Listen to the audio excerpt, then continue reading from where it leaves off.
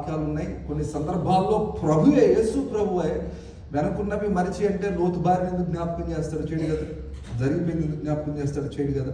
కాబట్టి ఒక మాట ఏంటి అంటే, జరిగిపోయిన వాటి మీద మీ హృదయము కలవరపడనిచ్చేదాన్ని విడిచిపెట్టేసి మీ హృదయాన్ని సంతోషపరిచి సరిచేసే దాని మీద ఎక్కువ దృష్టి ఉంచి ముందుకు కొనసాగాలనేదే పరిశుద్ధ గ్రంథం యొక్క ముఖ్య ఉద్దేశం, ఆ మాటలోని ఆత్మీయ సత్యం.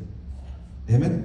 కాబట్టి ఈ మాటలను మనం జాగ్రత్తగా మనసులో ఉంచుకొని దేన్ని గుర్తుపెట్టుకోవాలో, దేన్ని మరిచిపోవాలో, మరి మీ హృదయాన్ని కలవరపరిచేది, మీ హృదయాన్ని ఇబ్బంది పెట్టేది, మీ హృదయాన్ని అవిశ్వాసంలోనికి తోసే దానిని మర్చిపోయి నిన్ను బలపరిచేది, నిన్ను సంతోషపరిచేది, నిన్ను ఉత్సాహపరిచేది, నీ విశ్వాసాన్ని బలపరిచే గతాన్ని జ్ఞాపకం ఉంచుకొని ముందుకు కొనసాగి ప్రతి అడుగులో విశ్వాస సంబంధమైన ఆలోచనలు కలిగి ముందుకు కొనసాగాలనేదే వాక్య ఉద్దేశం. దేవుడు కూడా అదే మాటలు తెలియజేస్తున్నారు. కాబట్టి అలాగే మనం ప్రయాణిద్దాం.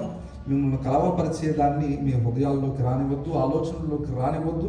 వెనుకున్నవి మరిచి ముందున్న వాటి కొరకై వేగిరపడే మనస్సు కలిగి ఉండవలసిందిగా ప్రభు పేరిట మీ అందరికీ నేను మనవి చేస్తూ